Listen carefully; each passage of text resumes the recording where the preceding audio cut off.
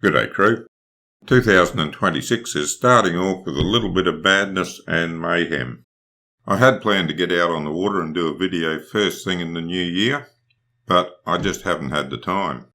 In fact, I'm going to be doing pretty well if I get one new on-water video done before February. From February onwards, it should be business as normal, weather permitting.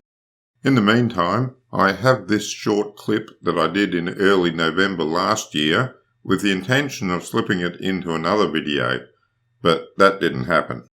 So I thought I'd make this very short standalone video from that clip to show you one of the spots that I used to fish very successfully, albeit quite a few years ago.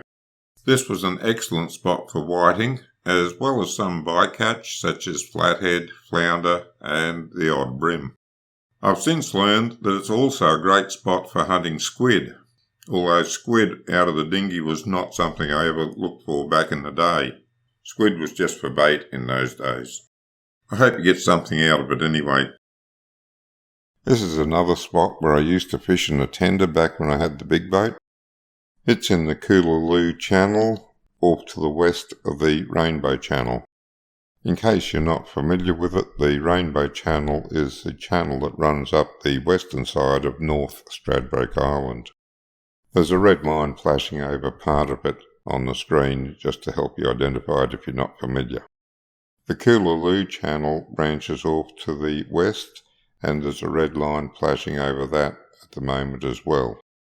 It does shallow up at spots, but with appropriate caution, I think a trailer boat could navigate it quite safely. Just keep an eye out and watch your tides.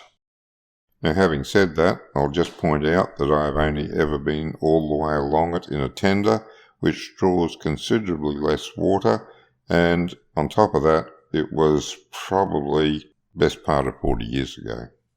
Actually, would have been. It was back in the mid-80s. There's an oyster lease marked on the map along the northern edge of the channel, and they are guaranteed fish attractors. There's another channel that branches off to the north and takes you up beside the oyster lease. I used to go up that way in the tender for fishing. As I said, that was 40 years ago, and while it was plenty deep enough for the tender, I don't remember how deep it was, so if you decide to go up there in your trailer boat, just use appropriate caution. I think you'll be okay, but be careful. And back in the day, navigating the channels without a GPS or a depth sounder was a matter of reading the water and guessing the depth. That comes with experience and mistakes. As you gain experience, you make less mistakes. It's a good spot to fish, and if you want to try it in your trailer boat, just use caution the first time you go up there at least. So I guess the important question is, what did I catch here? From memory, it was mostly whiting and a few flathead mixed in. There may have been some other species, but they were few and far between because I don't remember them. I've since been told that you can catch squid here as well, but back 40 years ago, squid were only used for bait, and I didn't chase them except from the big boat at night. This is a video of a little bit of exploration I did in early November. I'll play it through on fast forward. The main thing of interest is the depth soundings, but you might see the odd fish as well.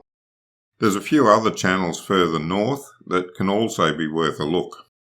The first one of these is Fingue Channel. I'm not sure about the pronunciation of that.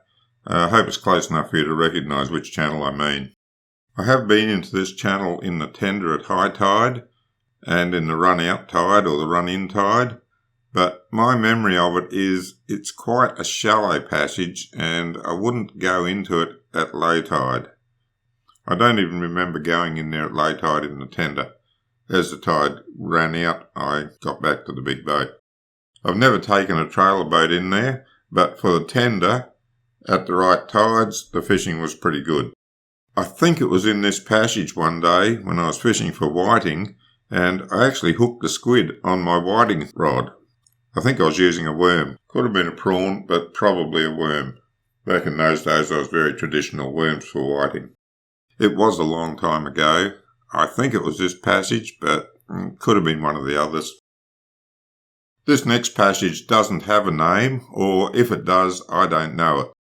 It's a lot deeper and wider than the others, and I have been all the way through it into the Rouse back in the day. I've only been through this channel in the tender, back when I had the big boat, but I don't remember it being overly shallow. It does shallow up a bit at the Rouse end, but it should be navigable in a trailer boat with a little bit of caution at low tide. Again, a long time ago, but as I recall, the best fishing was at the mouth of the channel on the Rainbow Channel end. I don't remember if there were any weed beds in the channel back in the day, and even if there were, it could have changed in the last 40 years. Still, if you're going through, have a look for the weed beds, fishing the edges for flathead, whiting or squid, if you find any. I have used this last channel as a shortcut between Amity and the Rouse channel since I've had Sea Venture. It can be navigated in a 6-metre trailer boat, but it does demand some concentration and caution at low tide, especially in low light conditions. I haven't fished in this channel that I can recall, just around the entrance to it on the Rainbow Channel end. I think we used to do better around the entrance on the run-out tide, but it would be worth trying various stages of the tide in case my memory isn't as good as I think it is. That's it for this video. I do have quite a few videos planned, but I won't get to them for at least a month. In the meantime, I do have a little bit of footage left over from last year that I'll plan to put up in the hope that you find that informative. Until then, good fishing.